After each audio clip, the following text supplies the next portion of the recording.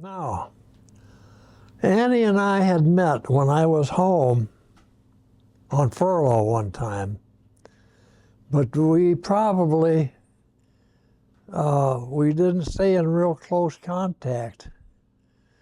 But when I got discharged from the service, I met her down at the restaurant here, and we started dating.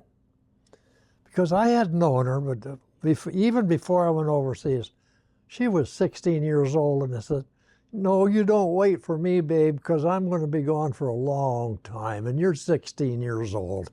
So I'll see you when I get home, you know." So we started dating again, and we liked each other. And so anyway, push comes to shove. I finally did a decent job after doing some menial little jobs, anything to have some kind of an income. And Annie and I, we get married, and we're living in a little apartment over in Salmonock, and she's commuting over to this restaurant where she was working prior to my coming home. So between my job at the station and her job at the restaurant, we still didn't make a whole lot of money. You didn't make a whole lot of money in those days. So we finally, how did that work? Oh, yeah. Somebody said, "Well, I got the GI Bill coming to me. Why don't you learn how to fly?" And I said, "Yeah, okay, I think I'll do that." So I went over to the Sandwich Airport, and I signed up for the training through the GI Bill. So as my training goes on, I kind of dropped off of it because it was costing me too much. We just didn't have the money to do it. And so anyway, I still had some GI Bill coming to me, so I went into Midway Airport. Somebody suggested, go into Midway Airport and get an instrument rating and a commercial license. And they said, you can even get a job flying for the flight school, you know. And I said, okay. So now I'm commuting into Midway Airport every day, which is a nasty commute. And it was just making enough money that I was breaking even with things. And finally, we bought this little house that we're in right now. Annie and I bought this little house 65 years ago or thereabouts, 60 years ago. But anyway, pretty soon I got the bank calling me and saying, "Hey, you're kind of late on your house payments, aren't you?" And I said, "Yeah, we're going to do something about that." So I met a guy by the name of Chip Belding from the Belding Corporation, Belding Engineering Company in West Chicago. They were a construction company. And I was familiar with them because I had worked some construction in these jobs between the time I'm out of service till the time I'm learning how to fly. So I went up to Chip Belding and I said, "You wouldn't happen to need a operating engineer with a commercial license and an instrument rating, would you?" And he was in there getting an instrument rating. He said, "Well," he said, "tell you what, when you leave here, why don't you come over and see me?" And I said, okay. So very shortly thereafter, I went upstairs and told the people at the flight school, I said, "I can't afford to stay here. I have to go." So I went to West Chicago, met Chip Belding, and we communicated, and he put me on his payroll as an operating engineer with the commercial license and an instrument rating. I was a very low-time new pilot when I took that job. And he was a pilot himself. So actually, I did a whole lot of right seat co-pilot time with him. Whenever he went in the airplane, he flew the airplane. And then, of course, there was trips that I was the captain on the airplane. So as the time goes on and the company gets wealthy and they can afford a little bit better airplane, they purchased a Cessna 310, which is a nice, really nice little twin-engine type airplane. I thought I died and went to heaven when I got to fly that little airplane for that company. So Anyway, while I was working for that company, we went from that little single engine airplane or correction, that little twin engine airplane to a bigger twin engine airplane to a prop jet, and didn't quite make it into the jets with that company. But I racked up over 10,000 hours of flying time with that company. So we got to know each other pretty well. I racked up a lot of flying time, daytime, nighttime, instrument time. Oh, busy, busy, busy, you know. So along comes Scott. Now we got a #1 son to take care of. And of course, and we moved from an apartment building. That's when we bought this little house. Because we bought this little house, would you believe, for $13,500. But one of the first things that we noticed when we moved in here, we had been living in an upstairs apartment, but we get this little house and we find out that Scott's going to run out the front door and he's going to run around the house, come in the back door, out the front door, in the back door. Well, he's down on ground level and he could just come and go. So that was our first experience in this little house. And I'm probably hurrying things along here, but 5 years later, along comes Susan. Now we're in a little 2-bedroom home, you know.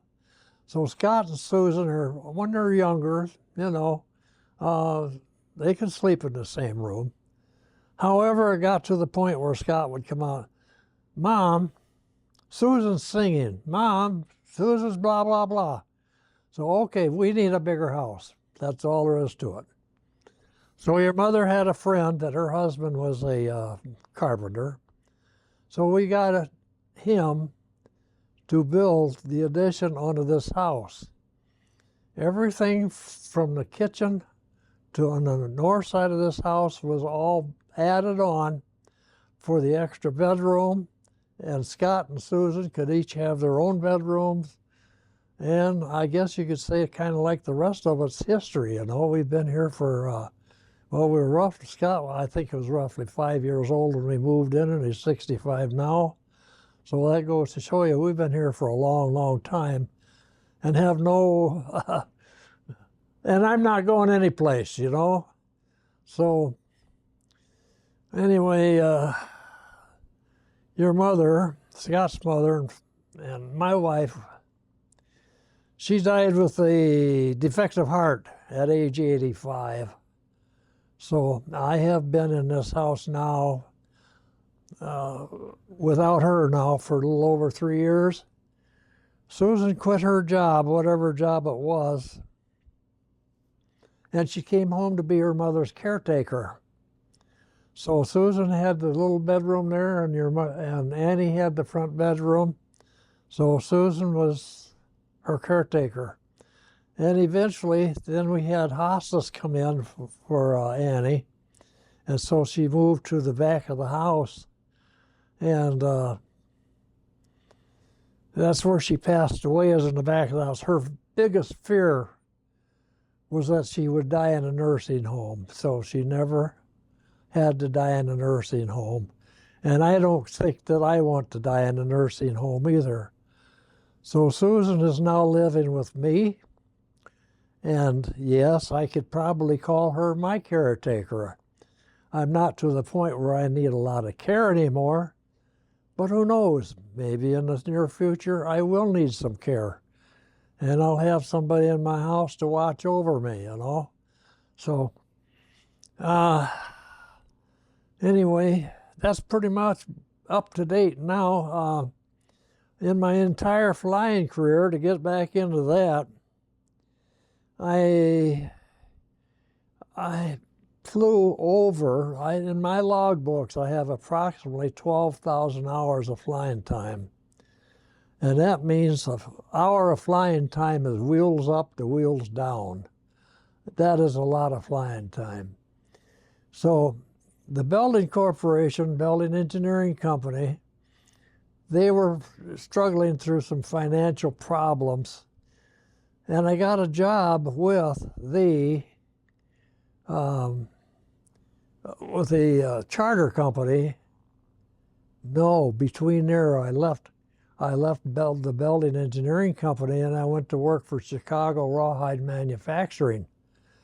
And I flew for them for about 5 years, and we transitioned from the prop jet to a straight jet. But now all corporations have flight departments because the captain or the president of the company wants to fly. When the president of the company doesn't want to fly, the company doesn't own an airplane. So Chicago Rawhide Manufacturing was bought out by the SKF Bearing Manufacturing Company. And they said, you guys out there, they're from New York. They said, you guys don't need an airplane, so the airplane's gone. As a last resort, I wound up working for a charter company. A charter company is a company that you walk in off the street, you walk to their desk, and you say, I want you to take me from here to St. Louis. And they say, okay, we'll fly you down there for X amount of dollars, and John Doe will be your pilot, and blah, blah, blah. So in other words, people walk in off the street, and you provide transportation for them. Unlike being a corporation, you always had your same people on board all the time. The bean counters and the financial people and the presidents and vice presidents. You always had company personnel on board, but with a charter company, no, you don't. So they had never had a jet on their charter company. They always had to take a piston engine airplane, or quite possibly, I'm not too sure, I don't think they had a prop jet even. It was just piston-driven airplanes. But the owner of this company wanted to get an airplane on their charter company, and this takes really, you really gotta do pull the strings there to do this. So they would go to the FAA and they said, well, we want to get this Cessna citation on our charter company so that we're allowed to charge people and fly for hire. And they said, okay, you can do that, but this is what you have to do that. You have to take Federal Aviation people on your airplane for approximately 25 hours of flying time in all kinds of weather, day, night, and we're going to be looking over your shoulder to see that everything is done per se, you know. So they said, all right, well, we can do that. So I had left Chicago Rawhide Manufacturing Company, and I might have skipped it, but anyway, we had rented a jet airplane. So I came onto them with the experience in the jet airplane. So they said, okay, Howard Andersen is going to be the pilot on this. He's going to be the captain on this thing, and we're going to demonstrate to you that we can put this airplane out here in all kinds of weather, day and night, and do it safely, you know. And the FAA says, well, okay, now you can prove it to us. So first thing you know, I'm loading up an airplane, and I don't know where it's going. We've had trips with the FAA way out into Cheyenne, Wyoming, and Denver, Colorado, and you name it. We went there. So in the process of doing this, we had Federal Aviation people sitting in the back seat looking to see what's happening in the front seat. So in the process of doing that, and I'm going to get this one out here, and I'm going to read this. The printing is a little bit better on this. I'm going to do a better job reading this. To get this airplane on this charter, Part 31 they call it, Part 31, 135, I'm sorry, Part 135 operation, this is what you have to do. So the letter starts out here, and is from the DuPage Flight Standards District Office to Scott Aviation. Attention, Joseph Hoster. Anyway, dear Mr. Oster, we completed the required proving test with you for approval of the Cessna citation in charter service by Scott Aviation on February 1, 1991. The capability of Scott Aviation to support the use of the citation has been proved. The test program was completed in 20 hours of flight time in a wide range of environments, in both daylight and night conditions. The en route and training requirements were met in a professional manner. We would make special mention of the capability and proficiency demonstrated by Captain Howard Andersen. It is our hope that, with Captain Andersen's training, all pilot in command will be able to achieve a similar level of professionalism. We feel that the response to the numerous problem situations presented were at least adequate. Those areas that deserve in-depth discussion were addressed after each flight segment. Accords and understandings, we feel, were reached. We await notification of the completion of all the hardware adjustments required for the release of operations specifications which allow the addition of the citation to your fleet. Our airworthiness and/or avionics specialists should be notified as soon as possible so a schedule for inspection can be arranged. Again, it was a lengthy and demanding program that you completed. It was a pleasure for us to assist you in your achievement. Signed, Randy McAdams, Principal Operations Inspector from the DuPage Flight Standards Office. This is number 2 that I'm proud of. Number 1, 40 years later, number 2. So anyway, I have to take a little break here now because I've got to think beyond this, I suppose. That's pretty amazing, though. Well, like I said,